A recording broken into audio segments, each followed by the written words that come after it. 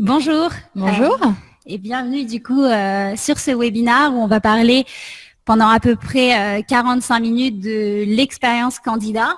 Avec Julie, on a décidé d'appeler cette présentation expérience candidat 2018 l'heure du Back to Basics pour justement essayer de remettre un peu le candidat au cœur de l'expérience et rendre l'expérience beaucoup plus humaine que ce qu'on peut voir parfois actuellement. Du coup, avant de commencer cette présentation, on va rapidement se présenter et présenter du coup chacune nos activités.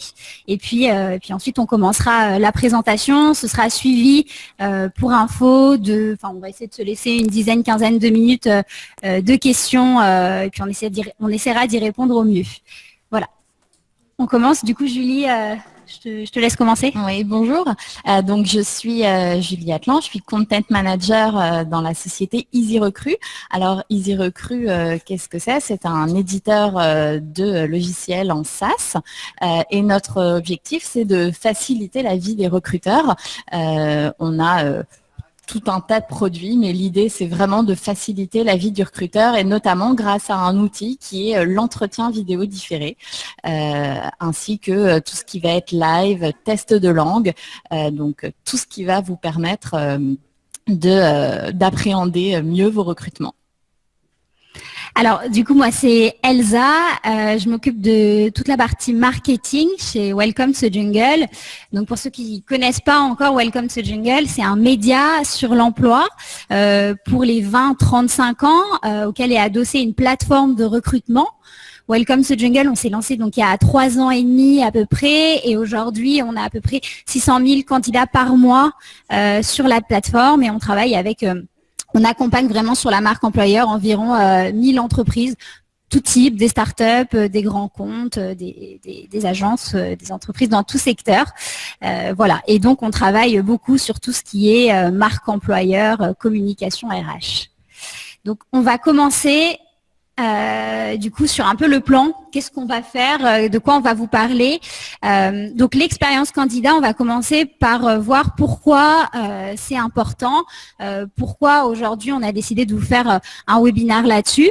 Ensuite, on va vous parler de justement comment améliorer cette expérience, comment y répondre par du contenu, comment créer facilement du contenu et quel type de contenu. Une troisième partie sera sur, alors ce qu'on a appelé nous ne mettons pas trop de marketing dans les RH, dans le sens où est-ce que à force de campagnes de communication un peu trop poussées, on dénature pas un peu l'expérience candidat.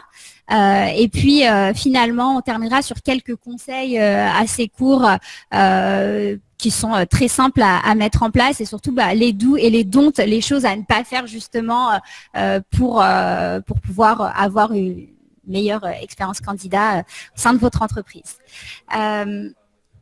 Alors commençons, je laisse Julie justement commencer sur Julie, pourquoi est-ce important et pourquoi on a choisi de vous parler de l'expérience candidat? Alors, tout simplement parce que pour encore beaucoup de recruteurs, le recrutement, il s'agit simplement de trouver la bonne personne. Et tout le reste, finalement, ce n'est qu'accessoire. Pourtant, on se rend compte que le recrutement, ça va bien au-delà. C'est des personnes qui, aujourd'hui, peut-être ne correspondent pas à vos critères, seront pourtant demain peut-être de nouveaux candidats. C'est pour ça que c'est si important de soigner vraiment son expérience candidat. Alors, on a pris quelques chiffres de quelques études qui montrent qu'en fait, les conséquences peuvent être assez redoutables finalement. Quand on interroge les candidats, 60% des candidats ont déjà vécu une mauvaise expérience. Ce qui prouve que le sujet est peut-être encore peu exploité par les entreprises ou du moins pas assez.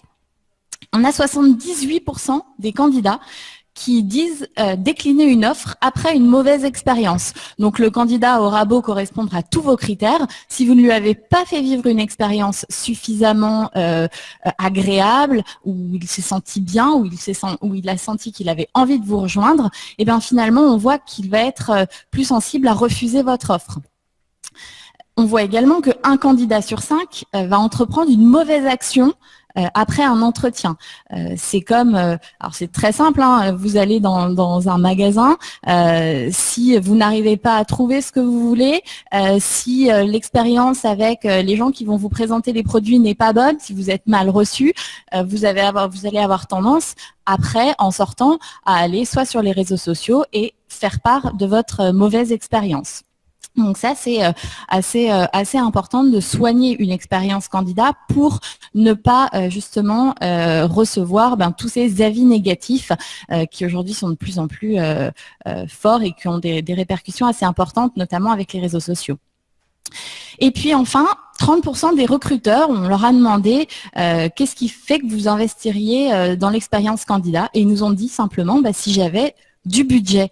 Alors nous, aujourd'hui, on a voulu traiter ce sujet parce que finalement, c'est pas forcément une question de budget. Il y a des choses très simples que vous pouvez faire, que vous pouvez mettre en place dès demain, sans forcément nécessiter un budget énorme de com ou de marketing. Il y a des choses très simples et c'est pour ça qu'on a appelé ce webinaire Back to Basics, parce qu'on va vous montrer qu'il y a des choses très simples à mettre en place dès demain. Alors Elsa, quelles sont justement ces choses simples qu'on va pouvoir faire? Alors, hop. Alors du coup, juste pour reprendre un peu sur ce sujet du pourquoi l'expérience candidat, qu'est-ce que ça veut dire aussi l'expérience candidat? Donc concrètement, l'expérience candidat, c'est de donner envie aux candidats d'aller plus loin et pas uniquement si cela vous intéresse, enfin si ces candidats vous intéressent et que vous souhaitez les embaucher, mais c'est aussi pour donner une impression positive de l'entreprise et puis faire en sorte que quand ces candidats vont parler de la relation qu'ils ont eue avec vous, qu'il y ait quelque chose de positif qui ressorte. Nous, on a fait un petit sondage il n'y a pas très longtemps auprès de nos candidats chez Welcome to Jungle où on a demandé quelle était la source la question exacte, c'était quel autre moyen utilisez-vous dans votre recherche d'emploi, donc à part Welcome to Jungle, et on avait beaucoup, plus de 50% des répondants nous disaient le bouche à oreille. Donc, ce qui veut dire qu'en fait, quoi qu'il arrive, même si les candidats ont postulé chez vous et n'ont pas été pris, il y a de fortes chances qu'ils parlent de vous à des amis ou même à d'autres personnes. Et donc, travailler cette expérience candidat, que ce soit, encore une fois, pour les personnes que vous souhaitez prendre ou pas, c'est extrêmement important. Nous, de notre côté, chez EasyRecruit, on a également fait une petite enquête candidat et on a voulu savoir finalement qu'est-ce qui était attendu de la part des candidats dans le premier step du process de recrutement, qui est l'offre. Et alors, on leur a demandé qu'est-ce qui était le plus important pour eux. Et on s'aperçoit que finalement, entre une offre courte et synthétique, une offre qui va être très originale et une offre précise et très descriptive, il y avait 64% des candidats qui préféraient une offre précise et descriptive. Donc, on laisse un peu de côté les clichés de l'offre complètement originale et complètement décalée. Ça plaît à une partie des candidats, mais la majeure partie des candidats préfèrent que l'on décrive l'émission, et c'était notre deuxième question. On leur a demandé à quoi est-ce que vous accordez le plus d'importance dans l'offre. Et là, sans aucune surprise, on retrouve la description d'émission, puisque c'est le plus important aujourd'hui. Vous allez voir que la rémunération, elle n'est pas présente dans cette liste, elle est loin derrière. On a la localisation, la description des conditions de travail, la présentation du manager qui est primordiale pour les candidats, la présentation de l'équipe, parce que un recrutement, c'est pas simplement une personne que l'on intègre dans une entreprise, c'est une personne que l'on intègre dans une équipe qui va être bien sûr managée et suivie dans toute son intégration par sa propre équipe. La description du processus de recrutement, pour beaucoup des candidats, c'est relativement important de savoir où est-ce qu'ils en sont et à quel moment vont intervenir les différentes étapes. Alors, on a une question qui est sur quelle tranche d'âge a été effectué ce sondage. Eh bien, sur une tranche d'âge de 20 finalement à 50 ans, qui sont les candidats moyens qui passent des entretiens sur EasyRecruit. On n'a pas que des candidats jeunes comme on pourrait l'imaginer. On a vraiment un panel très large de candidats.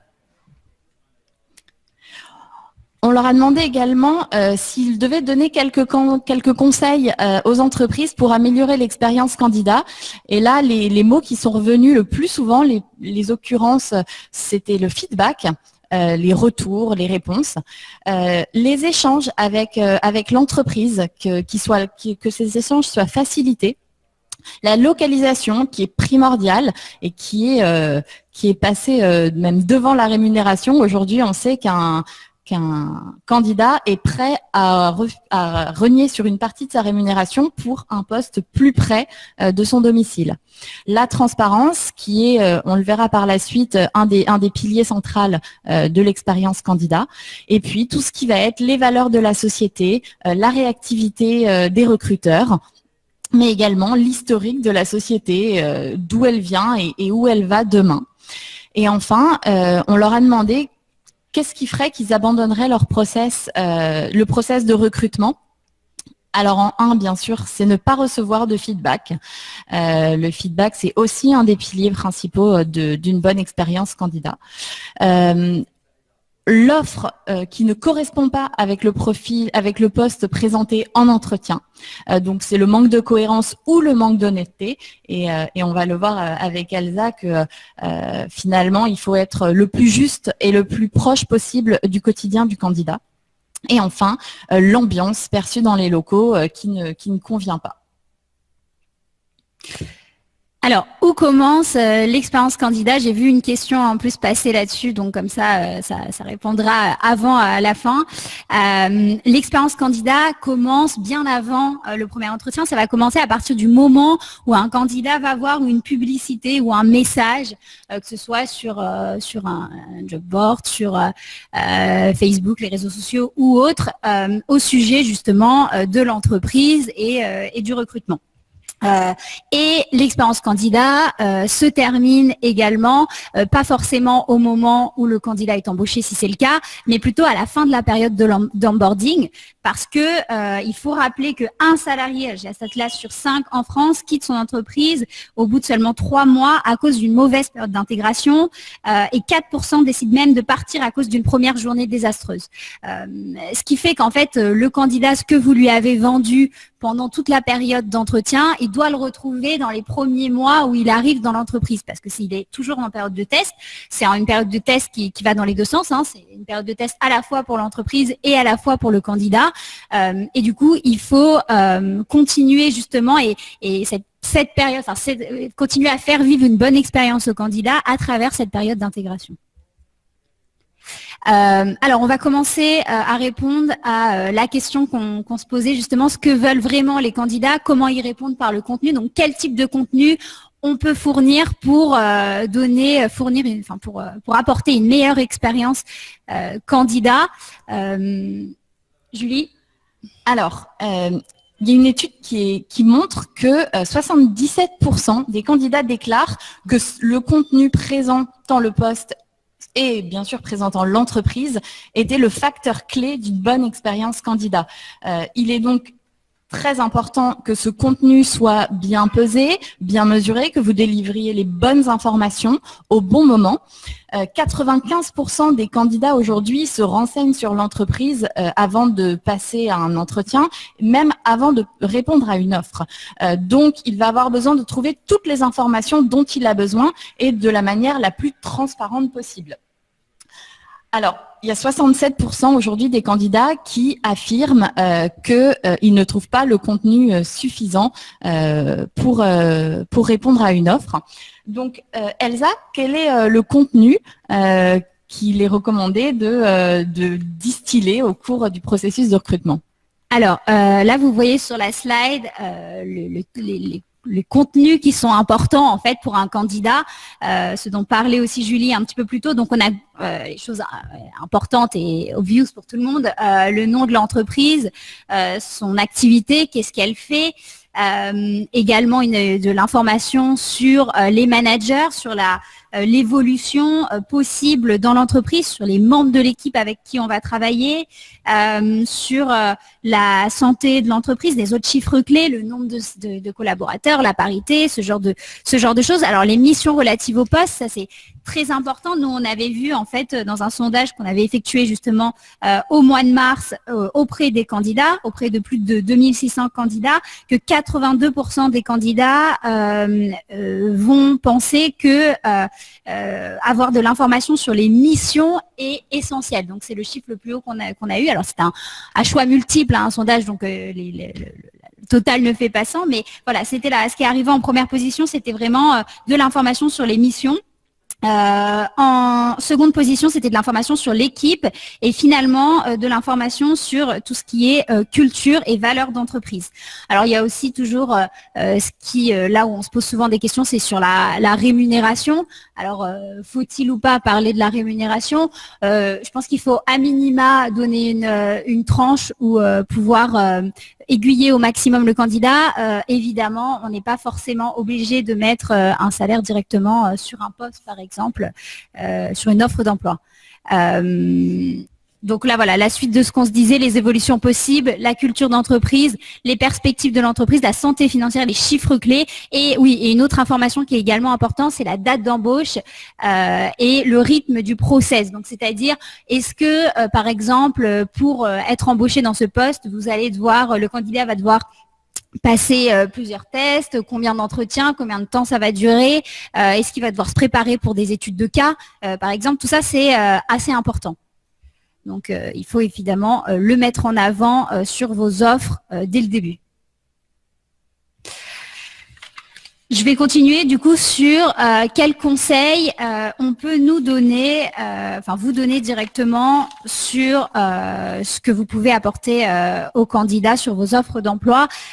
Donc, une chose importante, c'est avoir des témoignages authentique. Ne pas forcément vouloir être différent, trop fun ou autre, surtout ne pas se dénaturer. Si on est une entreprise dans laquelle, je sais pas, on travaille en costume, lorsqu'on fait des vidéos, lorsqu'on se met en avant, c'est pas la peine de faire des offres d'emploi qui sont trop fun, qui sont trop, on se met en t-shirt et on joue au baby-foot sur nos photos, c'est pas du tout intéressant. Là, le but, c'est vraiment de montrer qui vous êtes. Et de fait, vous allez attirer les bonnes personnes pour vous. Détailler au maximum les missions, comme on a vu, comme Julie a dit au début et comme on a vu sur la slide d'avant, c'est la partie la plus importante pour les candidats. Donc, donner un maximum d'informations. Quelques bullet points ne suffisent pas forcément. Essayez d'aller un peu plus loin là-dessus. Pareil, c'est pas la peine de survendre une mission. Puisqu'en fait, comme on disait, la période d'onboarding, le candidat va forcément se rendre compte de ce qu'il y a derrière. Donc, vaut mieux même parfois grossir un peu les traits d'une mission, si vous pensez que ça c'est un poste assez compliqué sur une partie, par exemple, vaut mieux peut-être un peu grossir les traits et être sûr que le candidat colle avec cette mission. Une projection dans l'entreprise, pareil, des conseils. Alors, pour permettre aux candidats, on s'est dit que c'était très important justement pour le candidat, les bureaux et la localisation. Donc, mettez en avant votre adresse, mettez en avant vos bureaux. Alors, il s'agit aussi, en termes de petits conseils, parfois, de faire en sorte que vos bureaux, avec pas grand-chose, parfois, soient un peu plus attrayants. Donc, pouvoir les décorer de manière un peu sympa, par exemple. Mais ça, c'est important, de montrer dans quel environnement le candidat va travailler, de lui permettre de se projeter, de se dire est-ce que oui ou non, il se voit directement chez vous. Donc, mettez en avant vos bureaux, mettez en avant ce qui se passe chez vous et où est-ce que vous êtes situé. Alors, Julie, une facilité à postuler, à trouver les informations. Alors, c'est moi qui vais rester sur cette slide, autant pour moi. Alors, du coup, comment ça se passe? En fait, là, l'idée, c'est de se dire que au-delà des informations que vous pouvez mettre en avant sur votre page carrière, sur les réseaux sociaux ou autres, c'est comment faire en sorte que l'expérience soit bonne. Alors, on voit souvent sur des sites carrière ou autres, le fait de pouvoir postuler directement sur une adresse mail, recrutement, le nom de l'entreprise. Ça, c'est pas du tout attirant pour un candidat parce que on se dit ça va tomber dans une adresse mail un peu poubelle, on va jamais me répondre, je sais pas qu'est-ce qui se cache derrière cette adresse mail et d'ailleurs, ils doivent recevoir des dizaines et des dizaines, voire des centaines de CV. à chaque fois. Donc, pour améliorer justement cette expérience, le fait d'avoir un site carrière assez bien brandé et puis avec alors soit une adresse mail qui est personnalisée ou soit surtout permettre aux candidats de postuler en ligne, c'est beaucoup plus intéressant. Pour ça, pensez aussi au LinkedIn Connect, puisque du coup, le candidat a juste en un clic à intégrer directement ses informations LinkedIn. Pareil, arrêtez les lettres de motivation, surtout si vous ne lisez pas ces lettres de motivation. Je sais ça se fait de moins en moins aujourd'hui. Pensez par exemple à poser des questions ouvertes sur un formulaire. Donc, ça permet au candidat d'avoir des réponses. Enfin, déjà, il va être obligé de faire des réponses personnalisées et pas juste copier-coller une lettre qu'il va faire à chacun. Et puis, surtout, de répondre. Vous allez voir facilement, en fait, si le candidat vous intéresse ou pas selon ses réponses. Que sur une lettre de motivation, c'est parfois plus compliqué. C'est très long aussi. Donc, demander un petit texte de 3-4 lignes, généralement, ça suffit pour voir la motivation et est-ce que le candidat colle ou pas avec ce que vous cherchez. Pareil, arrêtez les formulaires à rallonge, ça va vraiment dans le reste de ce que je viens de dire. Essayez d'aller au plus pratique, que ce soit pour vous, pour lire ensuite la candidature, ou pour le candidat, pour postuler. Donnez-lui envie d'aller chez vous. Faites comme si votre site carrière, votre page carrière, ou alors vos offres d'emploi, vos candidats doivent être traités de la même manière que vous traitez une personne, un de vos clients, par exemple. Si vous êtes une entreprise e-commerce, vous allez faire en sorte que ce soit simple d'arriver sur la partie achat à la fin. C'est le même sujet ici. Il ne faut pas évidemment faire en sorte que le candidat arrête au dernier moment et n'arrive pas jusqu'au bout et donc postule chez vous. Il faut faire en sorte que sur tout le trajet, sur tout le process, ce soit fluide et ce soit simple pour lui de postuler. Alors, une expérience agréable lors de l'entretien, c'est primordial. C'est primordial parce que donc une fois que le futur collaborateur va arriver dans vos locaux, la première chose qu'il va avoir tendance à faire, c'est à se projeter déjà dans vos locaux. Donc, faites attention de l'endroit où vous recevez le candidat. Évitez de le recevoir dans une petite salle toute sombre, sans lumière, qui ne lui donnerait pas vraiment envie de se projeter. De se projeter dans vos locaux. Il y a quelques petits conseils que l'on va distiller directement à vous, recruteurs. Et la première chose, c'est recevez les candidats à l'heure. Ce n'est pas parce que vous êtes le recruteur, on a souvent l'impression en tant que recruteur qu'on est dans une position de force. Ce rapport de force, il est en train de bouger. Les candidats aujourd'hui, ils ont envie qu'on respecte également leur temps. Donc, recevez les candidats à l'heure, c'est vraiment très important. De la même manière que vous ne supportez pas qu'un candidat soit en retard, voilà, essayez de vous appliquer ces conseils à vous également. N'hésitez pas à faire visiter vos locaux. Les différents espaces de vie de l'entreprise. Ça vous permet également de présenter les équipes aux futurs collaborateurs, pas simplement sa seule équipe. Et surtout, pendant l'entretien, soyez bien attentifs, montrez que vous êtes à l'écoute et surtout répondez à toutes leurs questions. Ça leur permettra de balayer les différents sujets qu'ils ont envie aussi d'aborder avec vous. Présentez-vous également. C'est important que le candidat il puisse savoir qui vous êtes, ce que vous faites.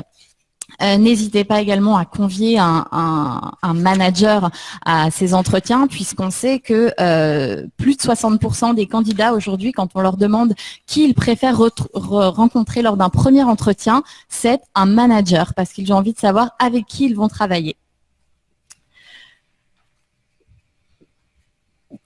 On parlait tout à l'heure du feedback, qui était justement un des points essentiels d'une bonne expérience candidat. Alors, je sais que c'est souvent très compliqué pour les recruteurs de répondre à tout le monde et qui plus est de faire des réponses personnalisées. Pourtant, aujourd'hui, ça va être un des éléments les plus importants pour le candidat.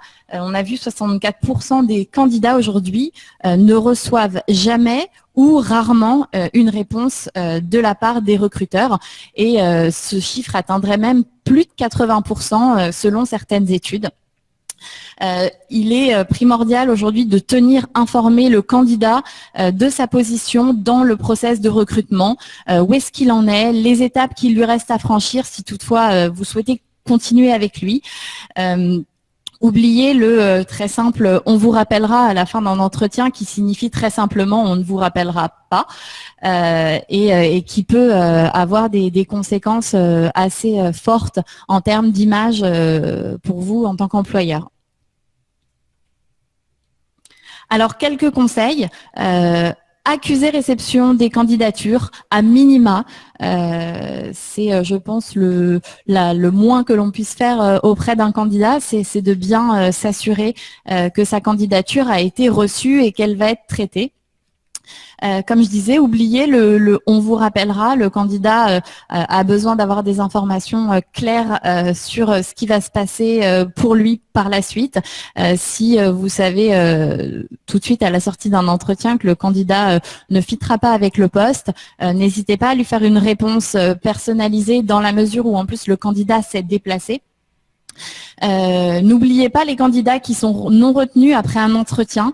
Il ne suffit pas simplement de fournir une bonne expérience, comme on le disait tout à l'heure, aux candidats qui sont retenus, mais également aux non retenus. Beaucoup de candidats demandent que l'on fasse un retour, un feedback personnalisé, leur donnant éventuellement quelques conseils. Dites-vous que ça peut être du temps gagné pour un prochain recrutement, que le candidat finalement ait peut-être envie de repostuler chez vous pour un autre poste à un autre moment, où là ce sera pour lui peut-être le bon moment. Et puis, bien sûr, rythmez vos feedbacks, essayez de donner un peu de rythme à vos process de recrutement. Aujourd'hui, les candidats ont vraiment envie que le process de recrutement soit soutenu, soit rythmé et de ne pas attendre un mois entre chaque étape du processus de recrutement.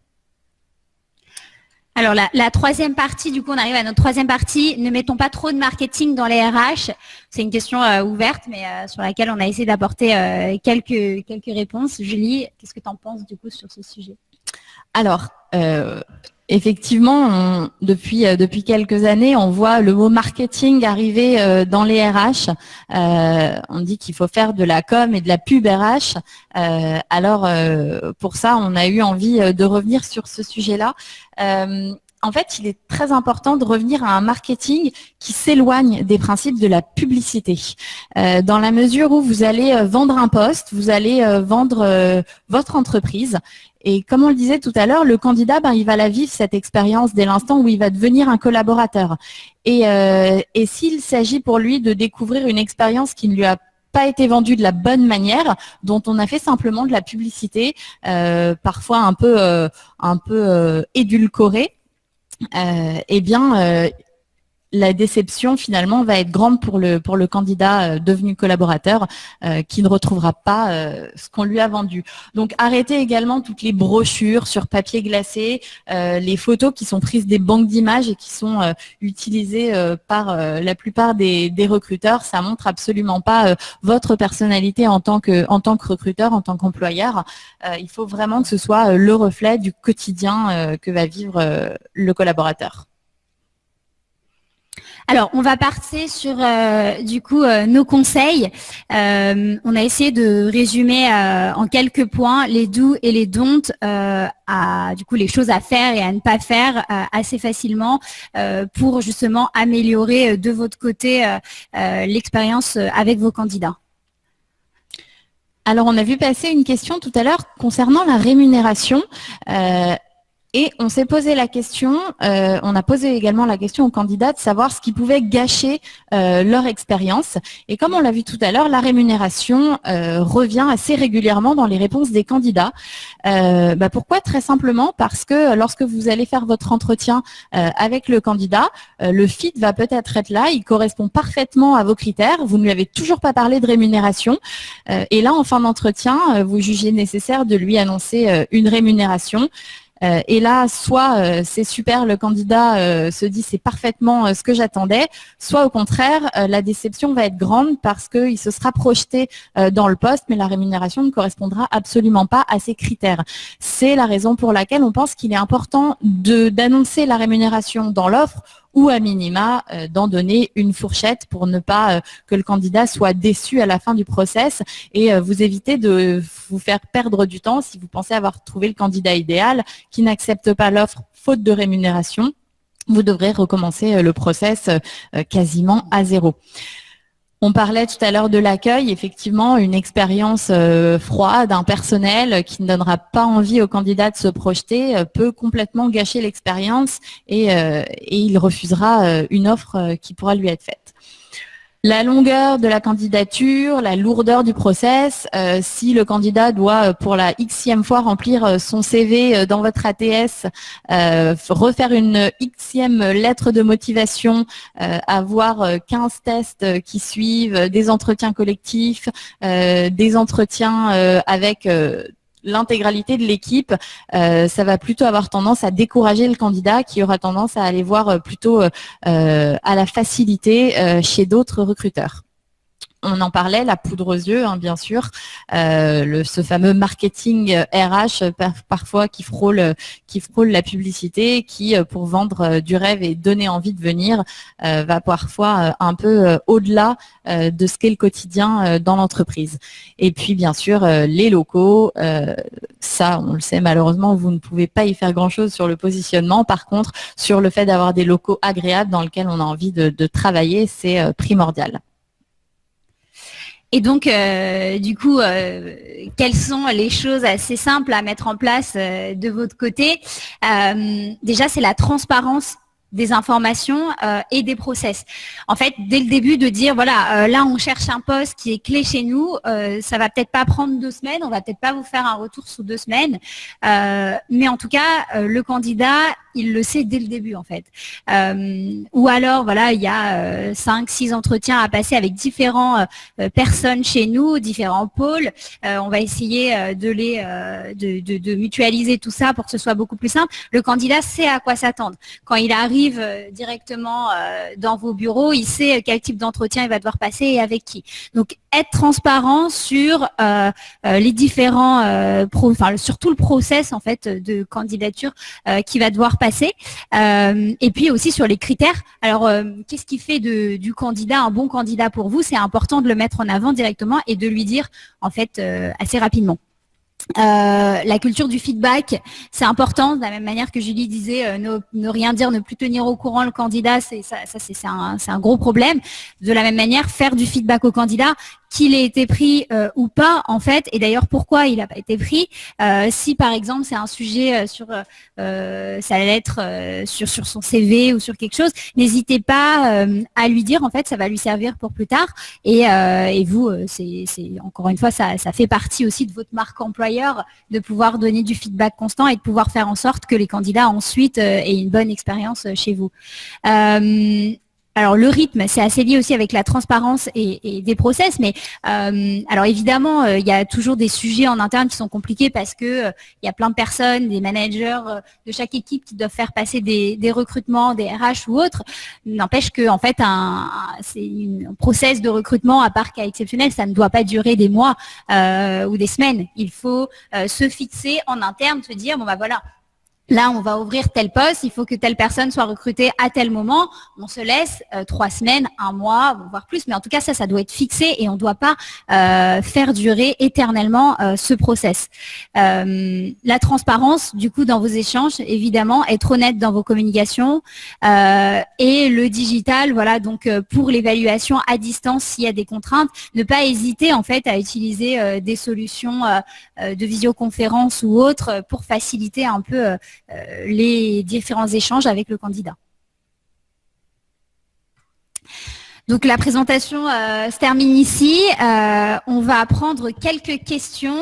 Donc Thomas m'a envoyé quelques questions. Je suis en train de les regarder.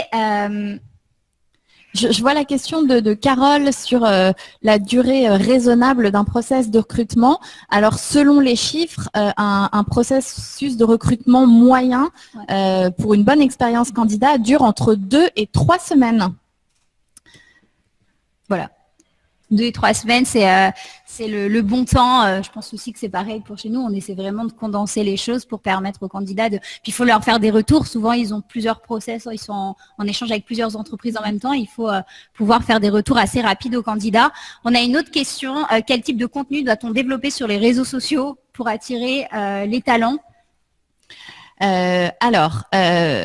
les réseaux sociaux, je pense que le Welcome to the Jungle est assez apte à répondre.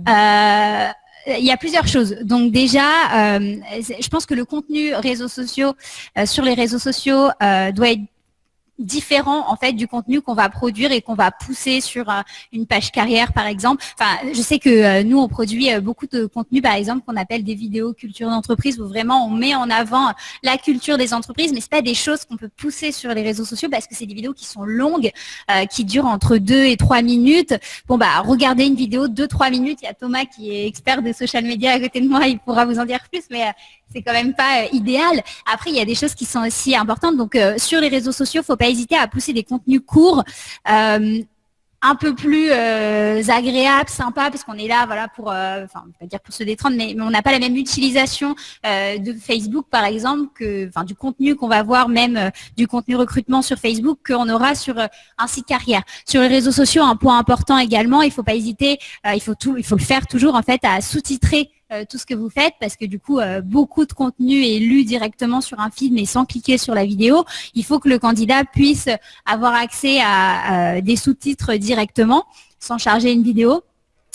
Et puis, alors je vois souvent ça sur des clients à nous qui font ça, donc qui vont prendre leurs offres ou prendre un témoignage, une vidéo collaborateur, quelque chose un peu sympa. Alors nous, on fait des vidéos matons, ce genre de choses.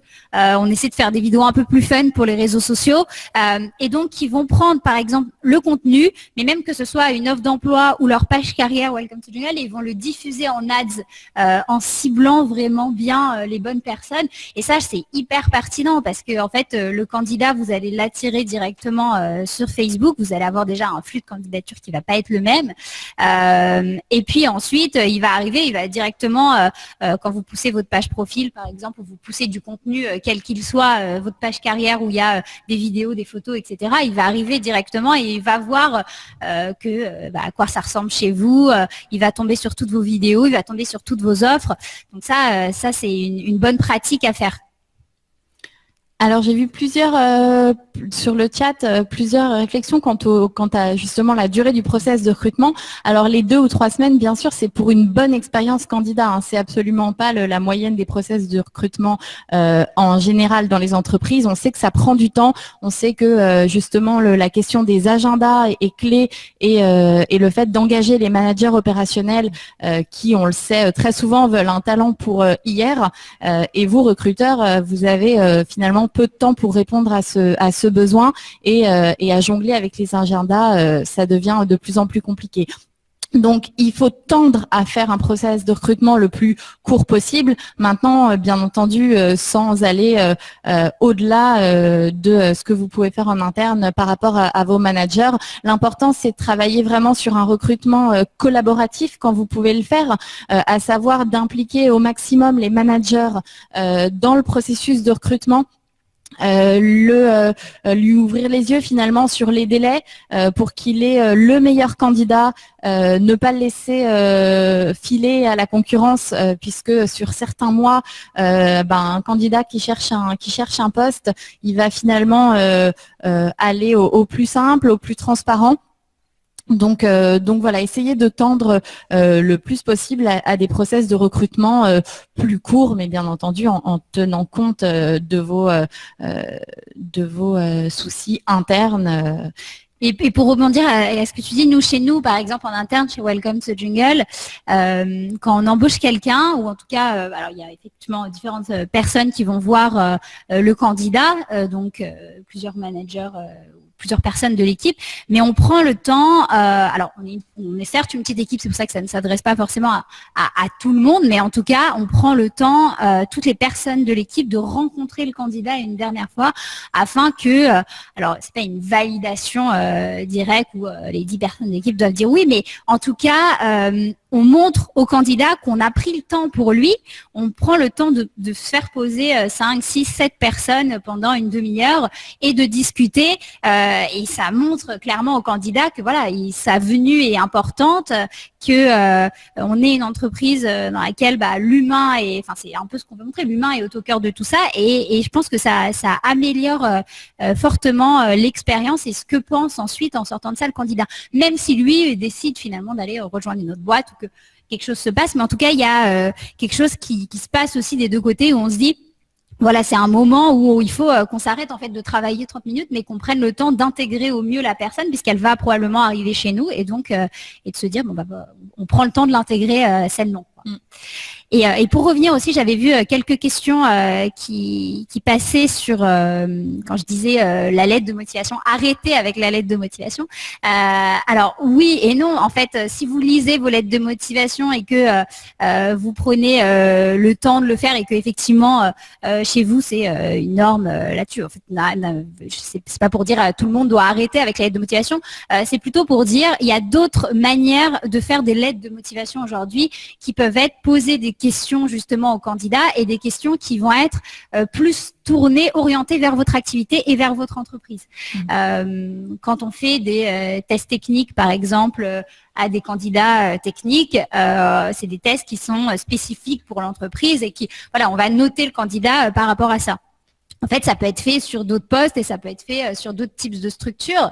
Le but étant justement de montrer au candidat que vous allez lire ce qu'il va dire, vous allez prendre le temps de le lire et que vous pensez aussi que le candidat doit faire l'effort de fait de personnaliser sa lettre, de personnaliser ses réponses en tout cas. Alors, je regarde s'il y a une autre question, une ou deux autres questions. Alors, Julie, il y en a une sur que pensez-vous des annonces anonymes et que pensez-vous des entretiens où il y a plusieurs recruteurs, par exemple un RH, un ou deux managers face au candidat? Alors, concernant les annonces anonymes, il y a une étude assez intéressante qui montre que ce qui exaspère le plus les candidats sur une offre d'emploi, c'est quand elle n'est pas, quand l'entreprise ne donne pas son nom.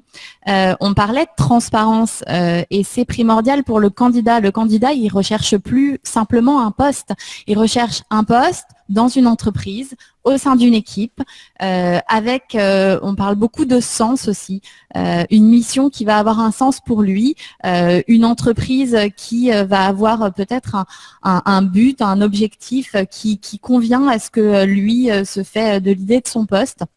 Donc, c'est essentiel de donner le nom de l'entreprise pour laquelle on recrute parce que 95%, comme je vous le disais, des candidats vont rechercher de l'information sur l'entreprise avant de postuler.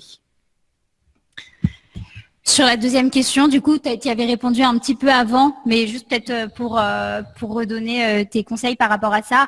Que pensez-vous des entretiens où il y a où il y a plusieurs recruteurs, pardon. Par exemple, un mix de RH et de différents managers ou différents managers. Alors après, tout dépend de vos structures, mais il est vrai que le candidat veut voir le manager, alors qu'il le voit en parallèle du RH, qu'il le voit dans un premier temps, voire dans un deuxième temps. L'intérêt, c'est vraiment que le manager soit mis en avant dans le recrutement. Un recrutement qui ne serait fait que par un RH sans que le candidat puisse se projeter dans son équipe ou connaître le manager, connaître ses méthodes de management, parce que c'est aussi très important. Dans l'expérience candidat, on parle du fit, on parle du feeling que le candidat et le manager vont se faire l'un de l'autre. On est presque dans un jeu de séduction pour finalement créer un bon binôme. Donc, que vous ayez envie de faire un entretien simplement avec le RH, puis avec le manager, ou de les avoir les deux ensemble, l'intérêt, c'est vraiment que le candidat rencontre le manager. Voilà. on va terminer là-dessus. Du coup, sur cette présentation. Sachez que la présentation est téléchargeable directement. Vous allez recevoir un petit mail à la suite justement de ce webinaire. Vous pourrez télécharger la présentation. Vous pouvez d'ores et déjà la télécharger maintenant. En ce qui nous concerne, il y aura Welcome to Jungle, un événement chez nous qui s'appelle donc les Shakers sur l'expérience candidat. Si vous souhaitez aller plus loin, si vous souhaitez si le sujet vous intéresse, en juillet, voilà, ce sera un événement physique pour le coup. Voilà. Parfait. Quant à nous, on se tient également à votre disposition. S'il y a des questions auxquelles nous n'avons pas eu le temps de répondre et dont vous voulez recevoir quelques informations complémentaires, n'hésitez pas. On se tient à votre disposition. À très bientôt. Merci beaucoup. Merci à vous. Bonne journée. Bonne journée.